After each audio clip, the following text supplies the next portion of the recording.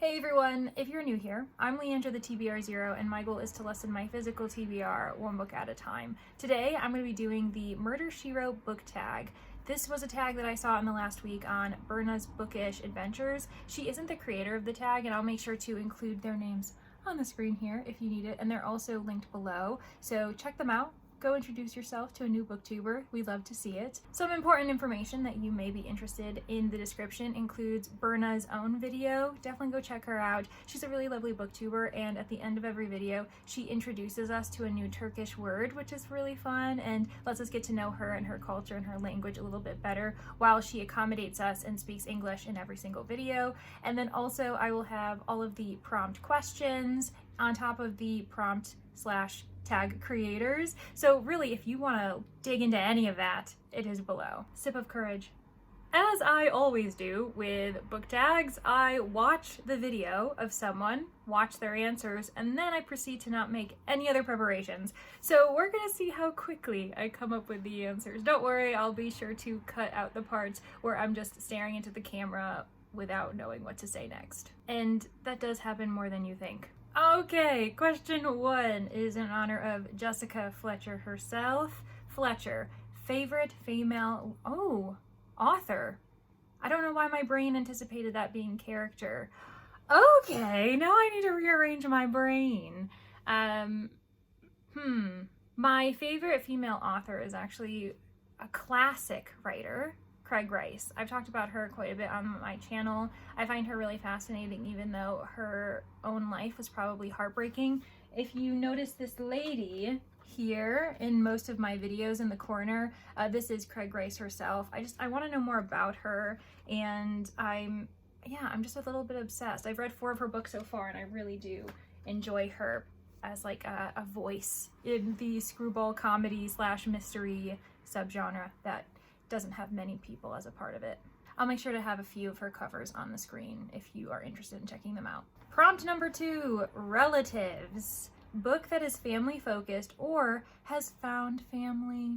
Oh, yeah, okay. This is one of my favorite tropes or favorite plot devices, is when you have a cast of characters who all are kind of coming from different walks of life, or they have one character who enters this kind of already cohesive group and they're just welcomed, and it's really, really sweet, and you're like, oh my gosh, all I wanted to do was find a family. So I do really love this a lot, but I never really take the time to think about when I see it, which isn't a great element to me trying to answer this question.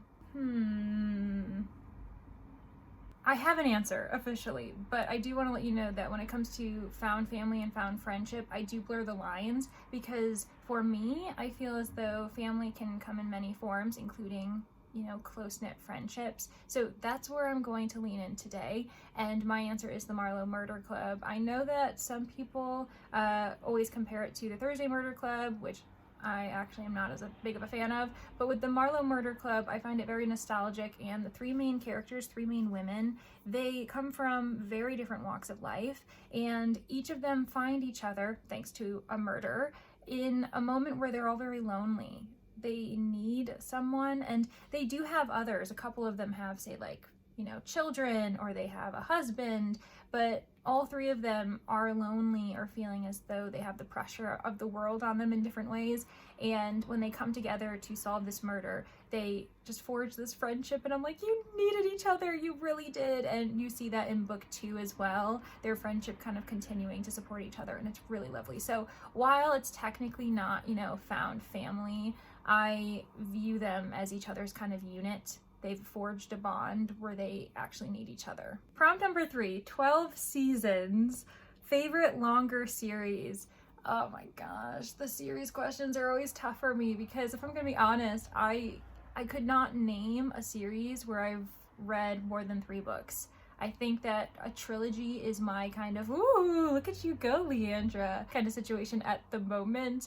With that said, there are quite a few mystery series that I have read, definitely more than 3 of. But the question is with mysteries, at least in the classic style, you don't have to read them in any order. I just sometimes choose to read them in order. So I don't really know if I can answer it with a mystery. Ooh, I just realized I've been answering it all mysteries as well. So I'm I'm going to try and keep that up. Berna, if you're watching, I'm inspired by you.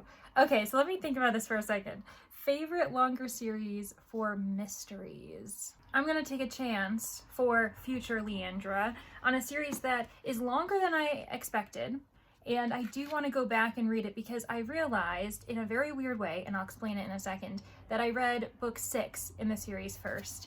That is Darcie Wilde's The Secret of the Lost Pearls. This is a Regency era mystery series, and I ended up getting this book from Kensington. They very kindly sent me an ARC, and then I think the author sent me a finished copy, which was really lovely. I have an ARC for the next book in the series, The Secret of the Lady's Maid, which is technically book 7 in the series. However, they did a bit of rebranding for books 6 and 7. That's under Kensington, I learned, and that series is called A Useful Woman mystery series, whereas books 1 through 5, they came out of Berkeley, and they were called the Rosalind Thorne mysteries. So I ended up starting on book 6 not knowing that there were so many other stories following Rosalind Thorne on another publisher's kind of list. So I do need to go back, but I'm gonna, double down right now and say that this is probably gonna be one of my favorite longer series once I get through all the books, because I really loved this, and I was really invested to find out how Rosalind got to this point.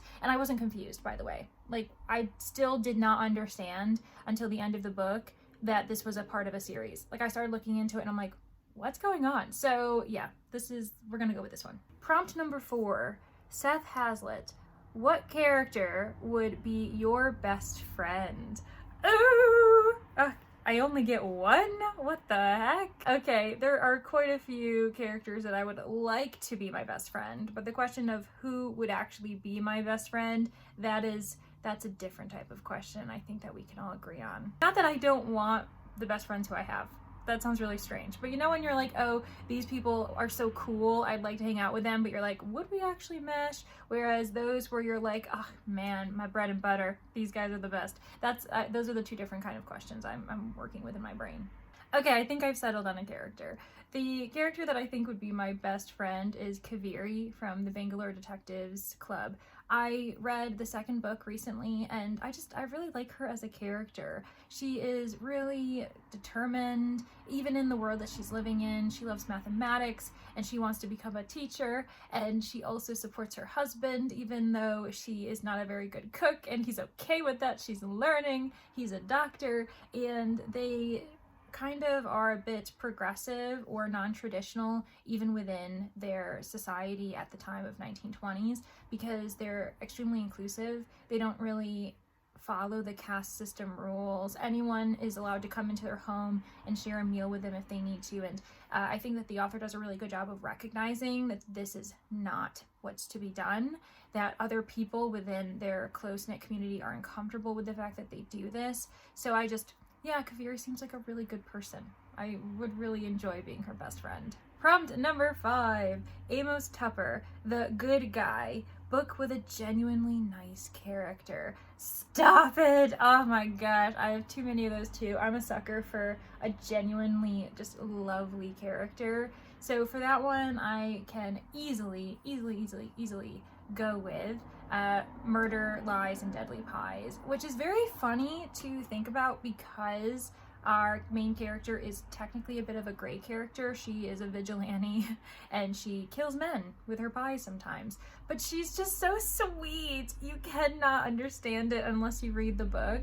I find her to be through and through such a genuinely good person, and it is very funny to juggle that with the fact that she has killed people in the past, but she has really good reasons for it. I promise I'm not condoning murder, but if you know. Prompt number 6, Micheal Haggerty, favorite morally gray character. Maybe I should have saved Murder, Lies, and Deadly Pies. I also didn't even mention the character's name. Her name's Daisy, by the way, and she's she's lovely. So okay, let me reframe this and choose a different morally gray character. Okay, I am back, and I have Alexis Hall's The Affair of the Mysterious Letter. My gray character for this is Scheherazade Haas. This is a Sherlock Holmes Watson retelling or reimagining, but make it fantasy mystery, and I love that so much. Scheherazade Haas is a great character because she really doesn't care about the law.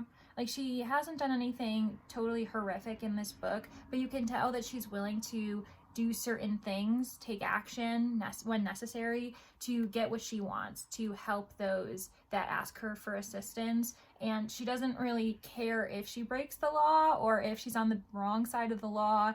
And she's just kind of, I don't know, she's very chill as someone who's in kind of death-defying stunts all the time. And Watson, I can't remember his main name, but our narrator is just like, oh my gosh, she's crazy. But then he keeps following her along and just like accepting the fact that by being in association with her, he also might die. So yeah, Scheherazade is a really fun, kind of quirky gray character. Like, she's very proud of her gray character status. Prompt number 7, we have Mort Metzger. Book with someone who moves to a new town. Oh my gosh, don't they all? Especially if we're talking about the cozy mystery subgenre. And actually, that's what I'm going to go with. Ooh, this is a speed round. So for this one, I'm going to choose Buried in a Good Book by Tanya Berry. I'm pretty sure that's who the author's name is. And the main character there is Tess. She and her daughter, they end up moving. Originally in the first book, they were just kind of like figuring things out, going on a vacation. Of course, they get roped in and decide to stay because they love the environment. They love the community, even though the community is a little bit ornery because it's a small town, if I remember correctly, in Washington, and they're just like, these people do not like outsiders. But I really enjoy the atmosphere of that. She's also a method author, so she goes around and tries to experience kind of dangerous elements to see how practical they are in her thriller novels, and it's a really funny time. So if you're interested in that and you really like the idea of someone arriving into a small town and having to get to know all of the kind of quirky characters, then this is up your alley. Okay, we have reached the final prompt. Eve Simpson, fave romance or book with a romance?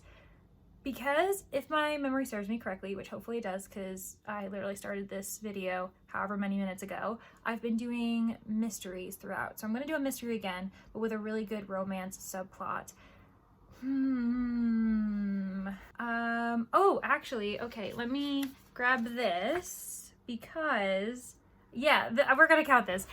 The book that I'm currently reading with Danny, we're buddy reading it, is The Spare Man by Mary Robinette Kowal. And this is a mystery. It's a sci-fi mystery, like steampunk-esque.